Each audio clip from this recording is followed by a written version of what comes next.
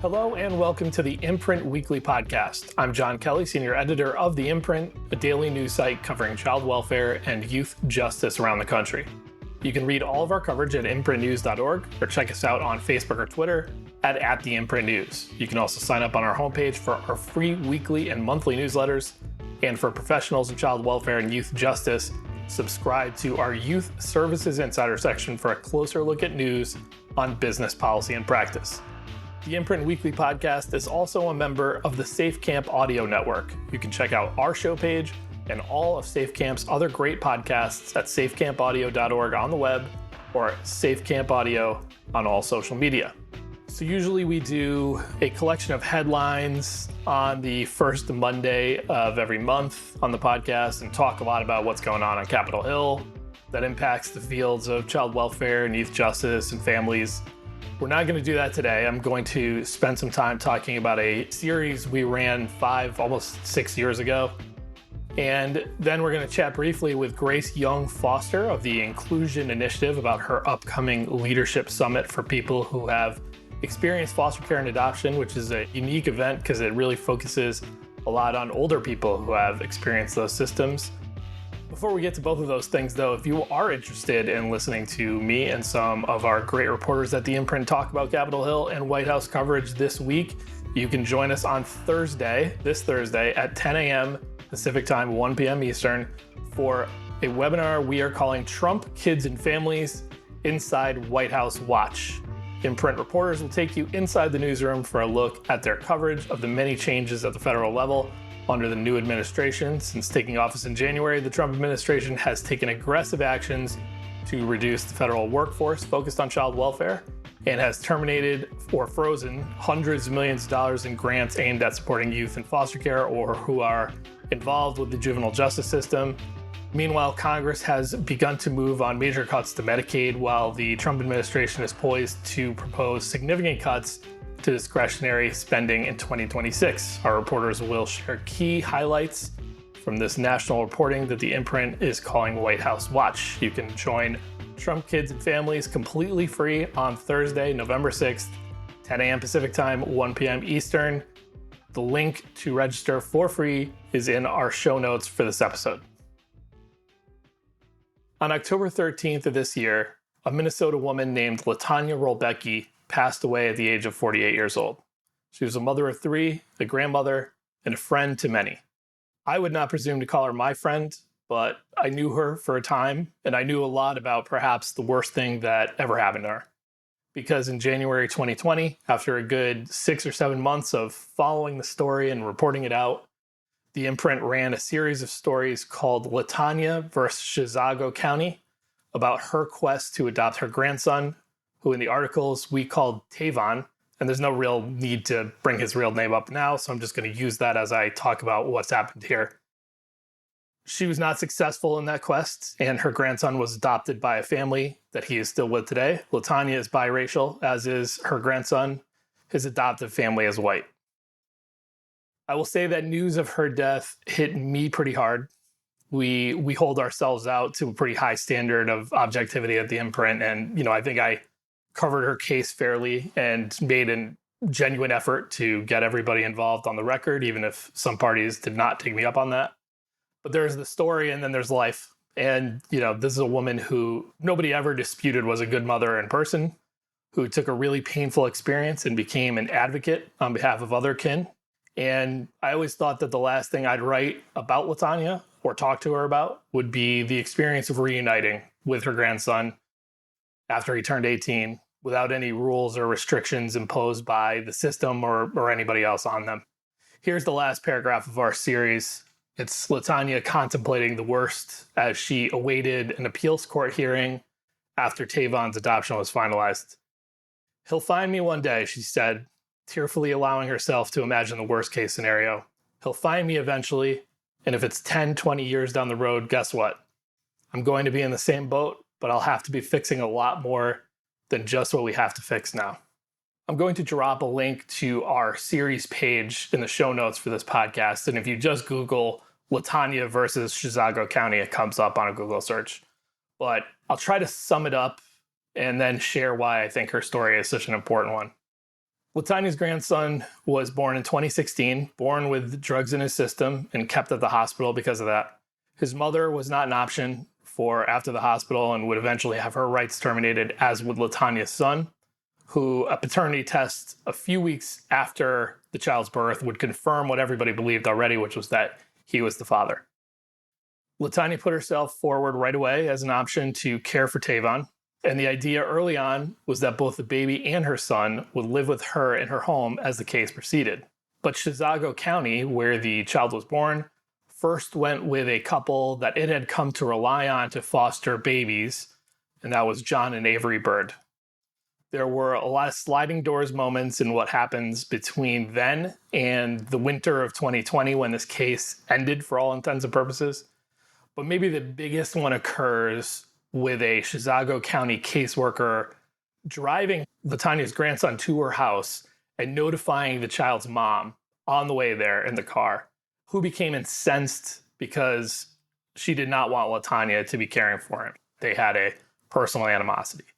And the mom told the caseworker that Latonia's son had punched her a week ago, which was never actually verified in any way, in which she never alleged in a police report or anything. And the caseworker turned around and went back to the Birds. Now, Latonia worked towards licensing as a foster parent.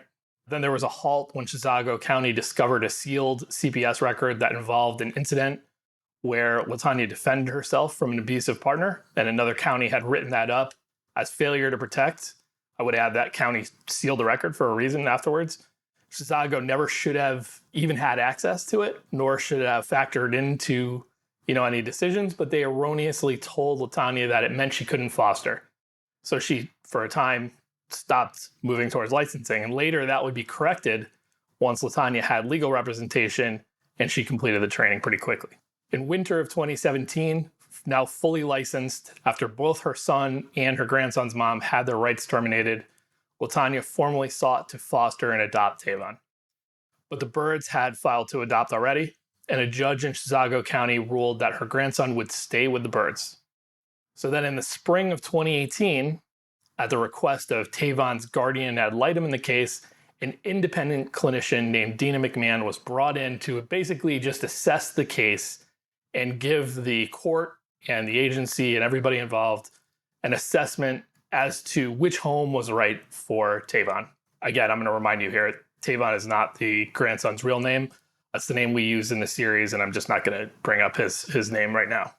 I'll read from our story here on the outcome of that assessment from Dina McMahon, which was finally issued in June of 2018, in which she supported Latonia and called the Birds, quote unquote, not culturally competent to raise a biracial child. So here's a little bit more of what Dina McMahon had to say in her assessment, and I'm reading from our article. McMahon had otherwise kind words for the Birds, who she described as a loving, stable, and affectionate family. Tavon was thriving with the Birds, she said, and moving would be harmful to him. But her report offered a strong rebuke of the decisions made by Judge Rancourt. I'll add parenthetically, that was Judge Robert Rancourt is his name, and Chisago County Health and Human Services that had kept Tavon from Rolbiecki's care. Latonia has been licensed for foster care for a year. Tavon should have been placed with her at that time. Latonia has a stable and safe home environment. She is successfully parenting her 2 teenage children who are thriving. They have been deprived of almost all contact with Tavon for no discernible reason. A few months after that assessment was issued, in September of 2018, the Chisago County agency revealed that it had quietly entered an adoption agreement with the Birds. Latonia filed a legal challenge that prompted a trial over whether that agreement had been reached against child welfare code and law, and whether she, Latonia, was the more appropriate option. That trial would be slated to start in November of 2018, so not that long after the revelation that this adoption agreement had been reached. It would not begin until March of 2019, and I'll read from a section about Judge Robert Rancourt's decision here. This is our article describing it. Rancourt ruled that Tavon should be adopted by the Birds. He lauded Latonia Rolbiecki's commitment and involvement in this process and her desire to do what is in Tavon's best interests. But he said that even if he agreed that Chisago County Health and Human Services was culpable, Tavon was better off with the birds. The court understands Ms. Rolbiecki's frustration with the county due to the lengthy foster care application process, but the county's refusal to place Tavon with her was not irrational and is supported by the record, he wrote. He argued that attachment to the birds justified his decision, writing, "There is no dispute that Tavon has a stronger bond with the birds and their children than Ms. Rolbiecki." The next year, in 2020, an appeals court would hear Latonia's challenge to Rancourt's ruling, and while they appeared very sympathetic to her overall assertion that she had been done dirty in this case, they did not find an actionable part of law that had been violated. So obviously I'm biased, but I really am proud of the work we did on that series, and I'd really recommend that people read it. It's not this huge long series. It's just really 3 main parts with a few follow-ons as we sort of chronicled what happened in the courts. To me, there's a lot of takeaways from her experience and what happened in her case as she sought to gain custody and adopt her grandson. One was, how time can be used as a cudgel. Courts are often extremely mindful of child bonding and how a child's sense of time, which is different than adults, factors into that. And when you add that to the tendency of child welfare proceedings and lots of other court proceedings, frankly, to kind of take forever, for delays and continuances to happen, you are really at a disadvantage if you aren't the person with the child in your home. The county, for all intents and purposes, caused the long time that Tavon bonded with his foster family, and that time ended up being a huge factor against Latonia in court. This case also brings to light how race factors in child welfare cases, not only in a systemic way, which is very often the conversation, but in individual cases where it's hard to fathom that it didn't play in. Tavon's half-sister, who is white, was taken into CPS custody as well during this whole situation. She went to live with her white grandmother. Same case basically as this, and that was done immediately on an emergency basis, which Latonia had stepped up and been willing to do, to just take Tavon in on an emergency basis. And it's not a coincidence that Latonia became a staunch supporter and a vocal advocate for a law that was passed last year in Minnesota that was called the African American Family Preservation Act. I'll link to our coverage of the law and the movement to sort of pass that. But just quick summary, it requires a greater level of effort to keep children with their parents, and when removal is necessary, that relatives like Latonia and other kin have a definitive place in the pecking order above non-relative foster parents. The law originally was very focused on Black parents and children. The scope widened in the final version that was passed to include more families that are, historically disproportionately involved in foster care cases. But my biggest takeaway from this story is a little more esoteric than both of those examples. I think what it most speaks to me is it holds a mirror up to the idea of what it means to prioritize someone. We're at a point where most states would tell you that they prioritize kin and relatives. And partly that's because the federal government has been beating that drum, and we've had lots of leadership and advocacy on that front. And I'm sure that Minnesota would have said at the time when we were putting this story out, and now that they prioritize kin. What I see more than anything in Latonia's story is how meaningless it is to say that if it's not backed up by a true differentiation in law and an ability to cut through the standard practice to keep kids with their family. You could look at Latonia's story, and I'm sure you'd find legitimate snags that happened. There had to be a paternity test. There was a lapse in the licensing process. There was a parent who had a beef with her. There was an old CPS record, even if it turned out to be, not her fault in any way and should never have been unsealed, that they reckoned with. So if you want to go find a single thing to hang a defense on of what happened and the reasons that Latonia did not become a foster parent for Tavon and then an adoptive parent, you could, and the courts seem to be okay with that. But that is the opposite of prioritization. When you step back and just see the whole painting at once, you had a grandmother who was there at the hospital willing to take a child, willing to get licensed, willing to take Tavon on an emergency basis until she was licensed, willing to have her son and grandson live with her. And then when that changed, when her son lost his parental rights, was willing to take her grandson and not have her son around, which would have been equally painful. Who helped find other relatives in her family in case Chisago County decided she was not the best one. So she went out and found an aunt, and she found a couple other relatives who were more than willing to take Tavon in and were never called by Chisago County. And then ultimately she was there to seek an adoption in court. So she did all those things. Now, if you see that full picture, there's only one way that you could defensively say she was passed over despite a prioritization of kin. And that is if Latonia was seen and assessed to be so risky, so unsafe a caregiver that they had to go in another direction. And I would add that even if that was the case, they had other relatives who had stepped up, one of which I believe was a social worker by training. But exactly 0 people along the way, from Chisago County to the state, anybody involved in this case, nobody expressed the view that she was unfit. Nothing that happened in these years between when Tavon was born in 2016 and when she lost in 2020, nothing could be traced to actual questions about her fitness to care for children, and she was raising 2 of them at the time.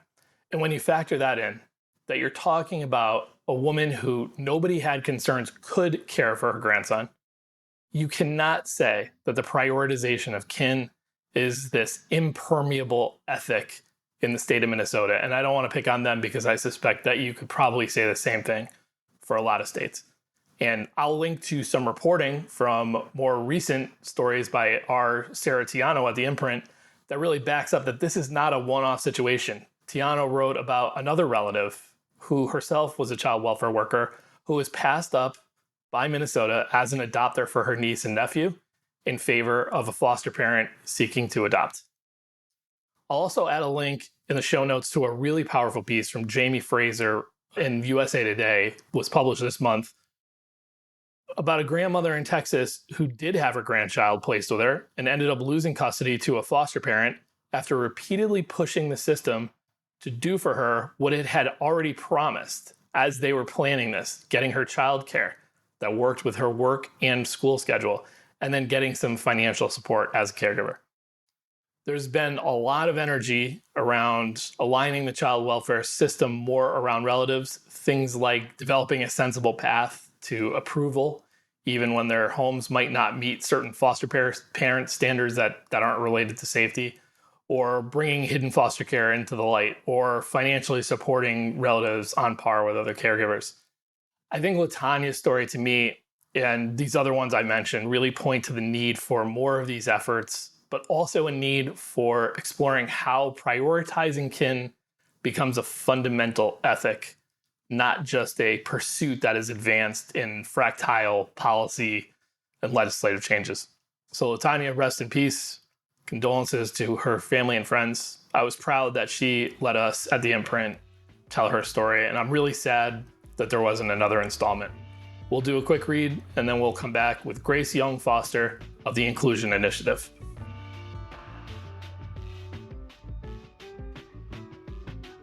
There's over 15 million adoptees and foster alumni, but we feel invisible in our workplaces. The Inclusion Initiative is changing this. Our Leadership Summit on November 15th in Minneapolis features adoptees and fosters in the world of work. Come be inspired. Job seekers, meet employers, and grow your network. Tickets are on sale, including scholarships. Visit theinclusioninitiative.com/events to learn more.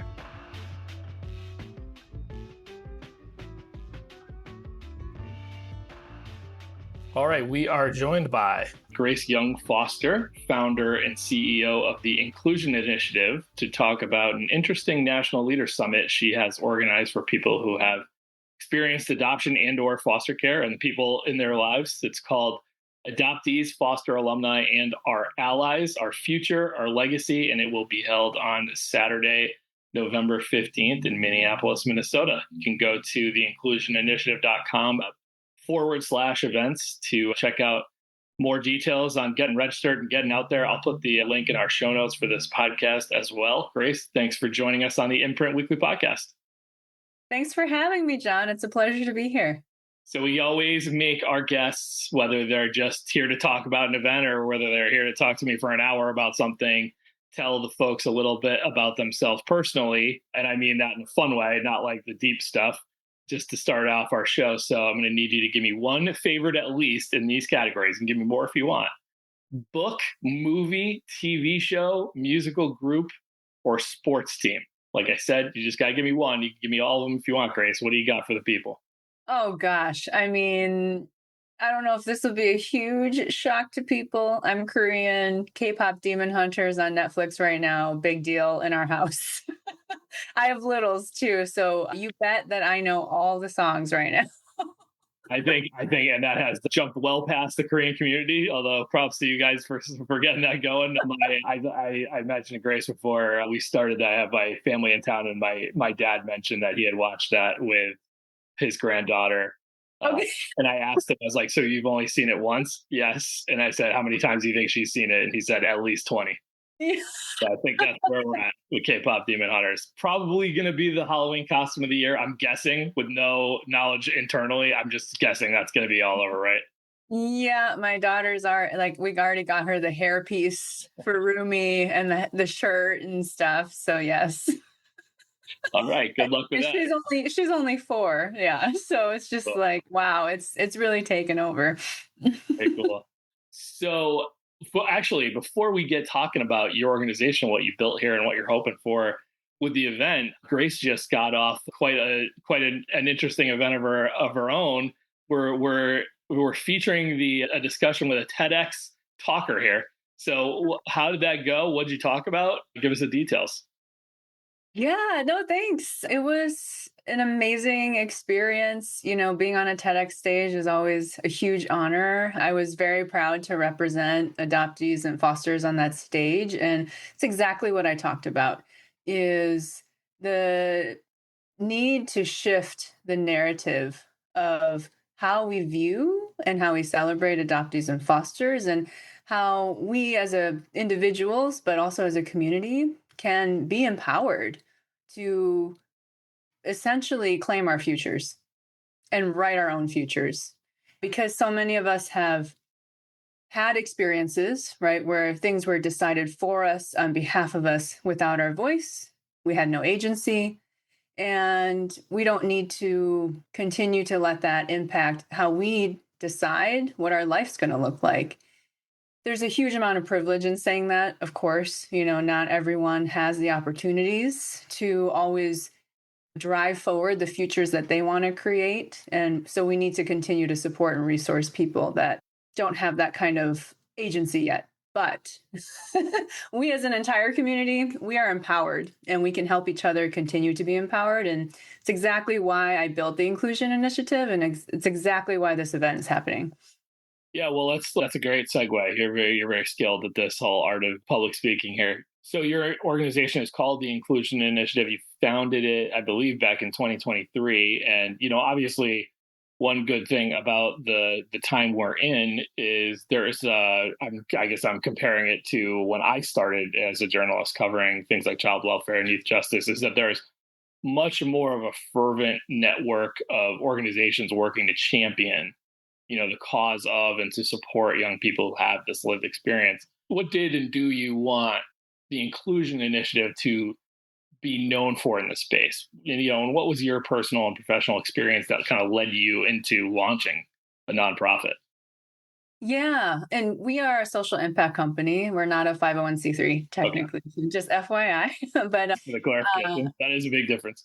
Yeah. And we can have a whole different conversation of why that is. But, I really want the Inclusion Initiative to be known in the space really for helping to support and fill a gap of visibility and support and resources for a segment of our community that often gets forgotten after a certain age.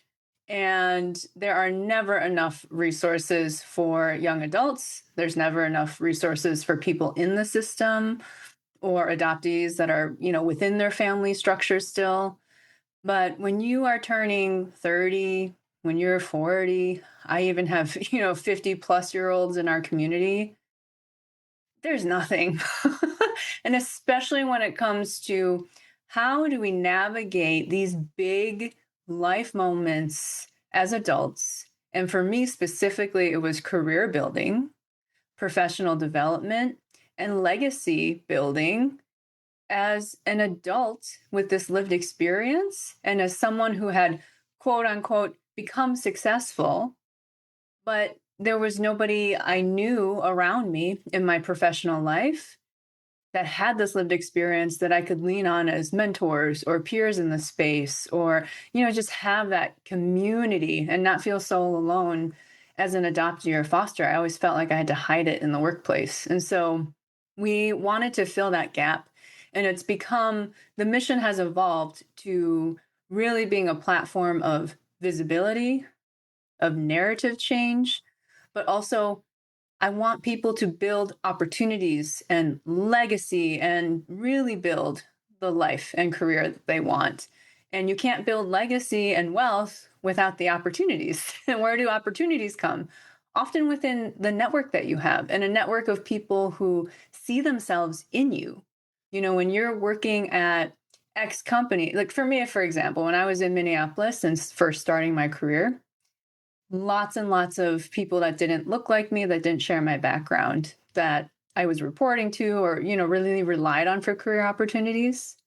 And we all know that is such a big, it makes such a big difference for someone, especially a young person just starting their career, that if their mentor or their boss or, someone that's more senior to them, even a peer, if you can see yourself in that person, there's more connection to that person to start helping them open doors or be a mentor to them. And so, that's really a lot of what the Inclusion Initiative wants to highlight and start to become a resource for. And then beyond that, right, how do we then connect to each other and provide these opportunities to each other? We all have something we can give. Not all of us, right, are millionaires or anything like that. But we all have something we can give. And especially as people who share this lived experience, we really need to step up as an entire community and just do that one small thing that we can do to help each other. And it's a ripple effect. It'll really grow from there.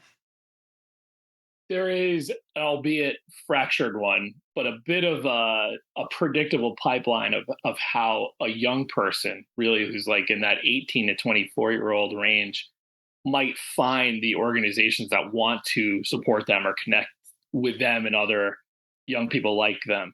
How do you go about finding somebody who's 30, 40, 50 that can benefit from what you guys do? I think that's a really, that's like an interesting conundrum. Or do they just you just have to hope do you go out and find them proactively, or do you just have to hope, with the I don't know what to say, the virtues and vices of social media, they will as it were. Yeah, you got to play the algorithm a little bit for sure. But, I think, I don't know what your experience is with this, but for me, my experience with trying to reach our community is that, we are really siloed. We tend to group together depending on very specific things. And while that's really needed, like for me, I do need a community of Korean adoptees that understands what it's like to be transracially adopted, put into homes that are, predominantly white, or communities that are predominantly white, and understand what internalized racism felt like and all that kind of stuff. I need that personally. But collectively, as a whole community, I mean, we're all a product of the child welfare system. Every adoptee was at some point a foster. That experience is super different, but we're all a product of the child welfare system.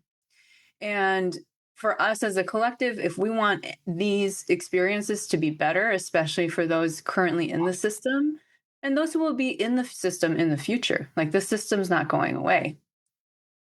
We need to really work together as a collective community. I mean, there's an estimated like 15 million of us as adults in the United States. There's a lot. That's estimated. I think there's a lot more. There's no way to count everybody, right? Like there wasn't an effort with the, US Census and whatever to capture that specific data, especially people who are adults. And so we don't really know how many of us are out there, but there's a lot. And imagine what 15 million people could do together to create systems change. And I know systems change is a big buzzword, and people have been fighting that for a very long time. So for me, it's like, okay, yes, we need to do systems change work, and we really need to do community driven, community based, like soul work. Like we as people need to come together and do something for ourselves and each other while we're trying to help fix or improve a system that is really harmful. And so, for me, it's been very hard. Essentially, I'm trying to build bridges, right? We're trying to build bridges between the adoptee and foster community. We're trying to build bridges between people of color. We're trying to build bridges between, varied experiences. You might have had kinship care or not, or, all of these different things. And while your individual communities are super important, I want us collectively to come together. And so it's been a lot of me just like reaching out. So I'm reaching out wherever I can, telling people about this, trying to connect people. And again, like this leadership summit, the roster of speakers, I mean, you see a whole variation of representation on our speaker roster, because it's like I'm trying for us to have this unified voice and this unified, all of a sudden, movement where we're moving together to change narratives, then hopefully change systems. But before we change the systems, we can at least change lives. So let's talk about this event, which again is called Adoptees, Foster Alumni, and Our Allies, Our Future, Our Legacy. It'll be November 15th in Minneapolis. So what can people expect? Give them your sort of elevator pitch on why this is worth attending and what themes or subjects will be focused on. I think you just mentioned narrative change. That's another word that's sort of like, that's another phrase that's out there a lot. What do you mean by it? And what will people learn about, the art, so to speak, of narrative change? Yeah. And I think, for me, the narrative change piece really is just showing a different perspective, showing a different way that adoptees and fosters can be seen and heard and understood for who we are as whole people versus just the adoptee and just the foster, right? And so this event really is meant to help be a part of that narrative change by just presenting this different type of visibility for our community. This leadership summit is exactly a leadership summit. So when you think about a corporation hosting a thought leadership event, those are their leadership summits, right?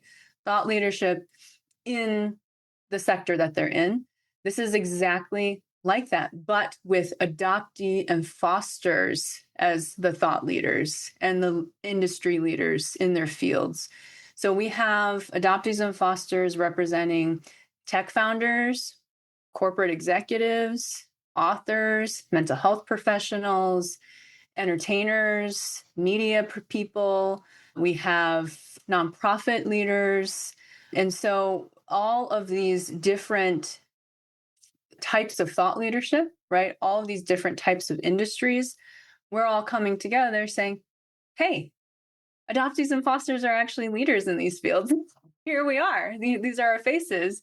We're not just this trauma story and then we, go away. We actually grow up into whole, complete, we're whole, complete people, and we grow up. And this is what we do. This is who we are. We are in every facet of society.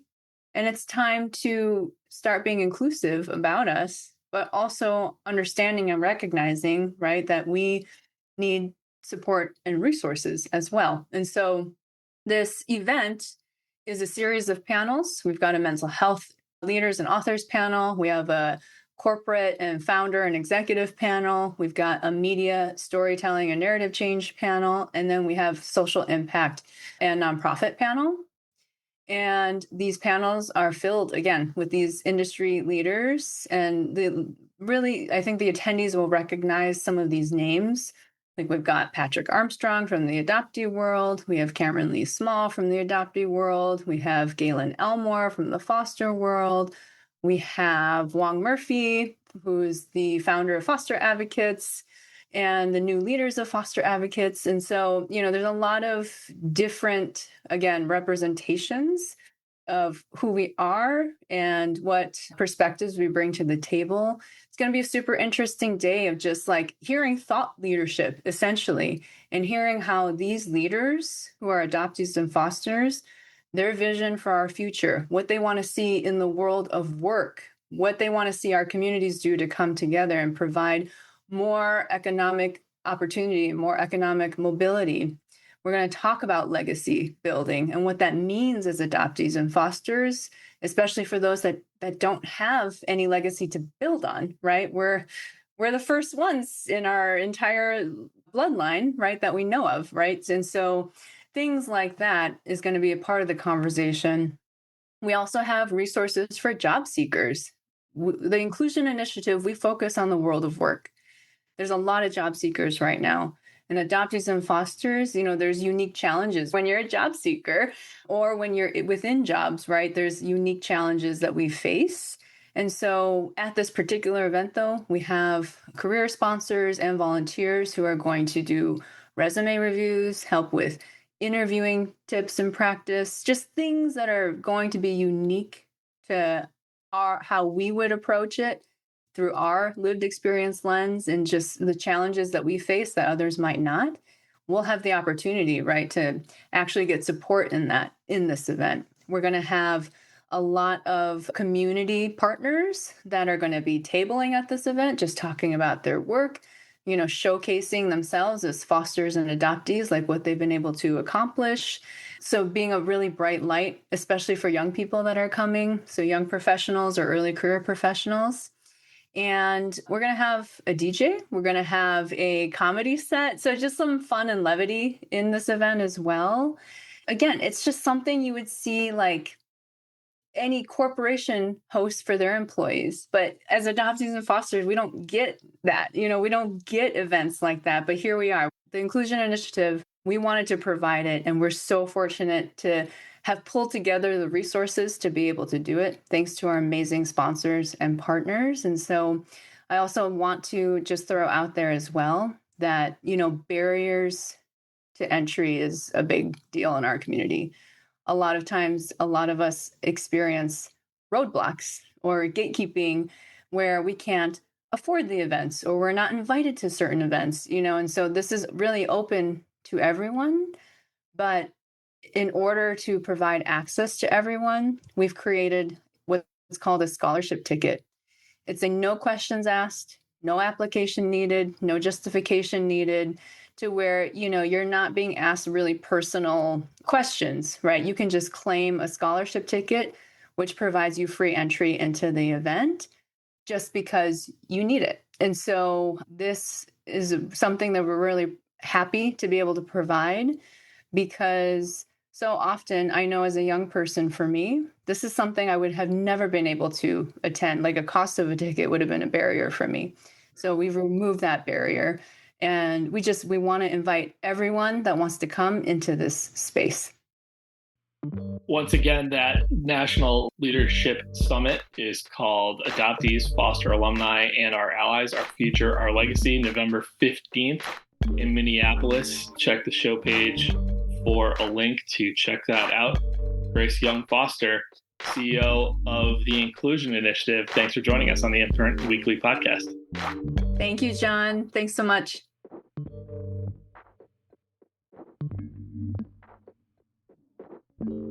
Thanks to Grace Young Foster of the Inclusion Initiative for joining us today. The Imprint Weekly Podcast is a production of the Safe Camp Audio Network, which is a division of Fostering Media Connections. Please visit safecampaudio.org on the web or at Safe Camp Audio on all major social media. This podcast is produced and mixed by Christine Onjoko, with music by Luke Giroux and Cyrus Elia.